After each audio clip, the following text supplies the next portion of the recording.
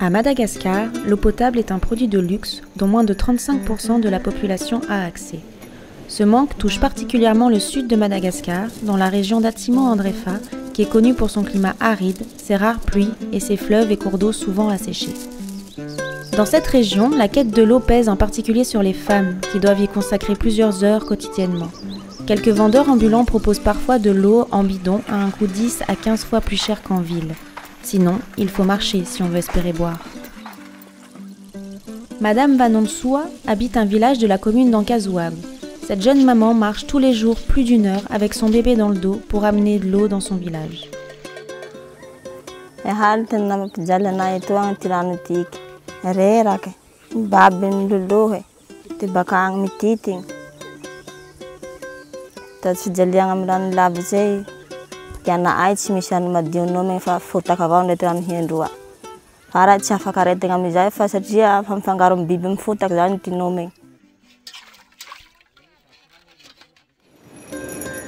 À quelques kilomètres, la ville d'Ankazouab a bénéficié d'une réhabilitation récente et le réseau d'adduction d'eau potable alimente maintenant plus de 15 000 bénéficiaires.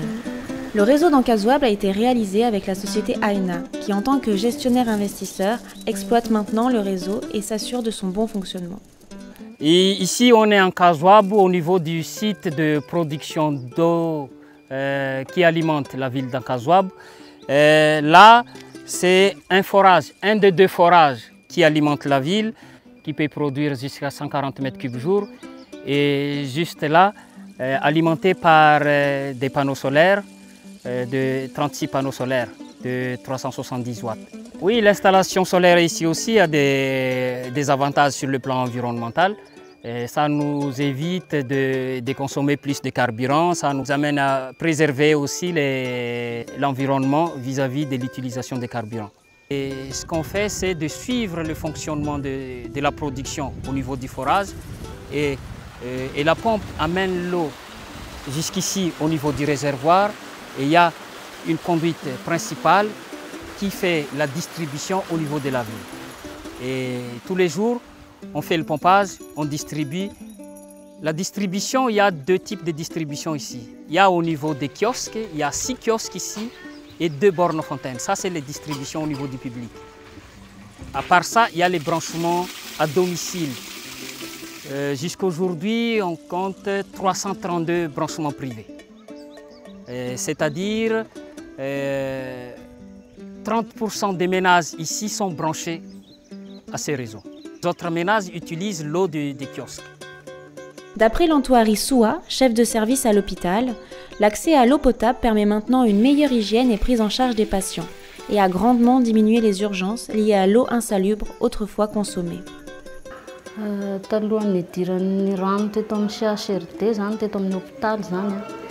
Dia maka rano ivelany amin'ny vovo, matsaka amin'ny vovon'olona any ivelany zany ny eto manao provisionnement ana rano amin'ny bidon. Dia tena hita hoe sahirana satria ny hôpitaly zay anarany na zay aza eto tena mitoretoreo mafy mihitsy fa hôpitaly zay anarany mila rano satria na nanasana fitaovana sy ny anasana tanana matetitetika. Dia tena fijaliana satria tena lavitra amin'ny hôpitaly atoko tsy misy vovo fa tototra dia fa maina tratsiny haitany io dia ritra dia tsy mety nanaovana vovo intsony. Fa rehefa niditra zany pompe tia dia hita hoe mba maivamaivana satria na ny mpitondra marary zany dia mba afa-pasahiranana satria misy mahandro sakafo ato io. Tsy miafiafy zany zay amin'ny resaka fahadiovana. L'accès à l'eau potable permet également l'émergence de nouvelles activités entrepreneuriales. Soro aminareo nagnabo senahy Ankazabo. Henan'izao zao mahazo rano madio soa. Mino rano madio soa hay fa tsy mino rano vovo regny. Vovo regny tamin'ny taloha regny misy kisirasira. Rano madio, rano popy tia zao nan'izao mahafinaritsy ategna. Zay koa la marikitsy anay koa hinaniko ato ategna mbo manao hôtely reto. Lafisoro aminareo agnaby senay. Hay koa zao falifaly koa amin'ny fotoananiko zao. Faly aloha kazoabo ny avy any rano.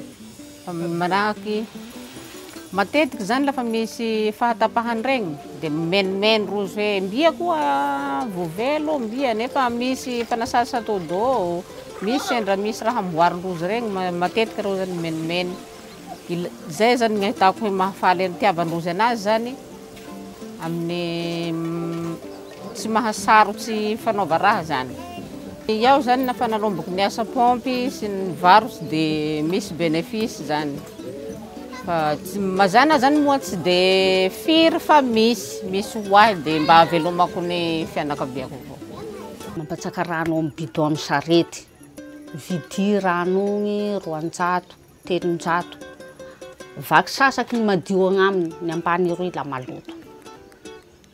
Mandany arakaraky ny tegna ampiasay tegna azy an-tragno ao. Tsy latsaky ny taoko hoe 500 sy 1000 ny farany ambany isan'andro. Mbo mihoatra ny vidy sakafo koa aloha ny vidin-drano. Fiaignanay nan'izao tena afa-po hay ny rano sady mora ny fiaigna. Satria ny rano moa ny zava-dehibe. Na eo aby ny raha rehetra ny rano heky ny voalohany. Tena miada hay nan'izao nanomboky ny avian'ny rano la mahatsiaro sambatsy. Iaho zao hiatriky zavoka zay hiteraky. La tena eto lafa hoe misy ny jabely faky ny rano mbo tsy nisy pompy tia. La reraky ny fatsaka rano, sasa lamba. La tsy nisy ny pompy io ahay, fa rindra amin'ny tao amin'ny diavitsika zao motara le ora amizao. Mafana gn'andro. La tsy nisy ny pompy io ahay la tsy hay loha ny hafara. Pompy io ro nagnaby tsenay. On voit la satisfaction des gens. Et cette satisfaction a été obtenue par rapport à la qualité de l'eau, par rapport à la distance et la disponibilité du service 24/24. Et on est content quand les bénéficiaires, la population est satisfaite. Et c'est ça aussi notre objectif, c'est de donner la satisfaction aux gens à travers la qualité de service fourni par notre entreprise. Deuxième point, c'est au niveau de la transparence de la gestion. On suit la consommation de chaque client. On regarde aussi la cohérence entre production et demande en eau. Cela nous aide à comprendre combien d'eau produite sont consommées en même temps. C'est pour la prévision aussi, est-ce qu'on peut faire l'extension. Et ça aussi, c'est une chose qu'on regarde actuellement, l'extension du réseau. Une extension est effectivement en cours d'étude afin d'alimenter un petit village situé à seulement 2 km d'Ankazouab.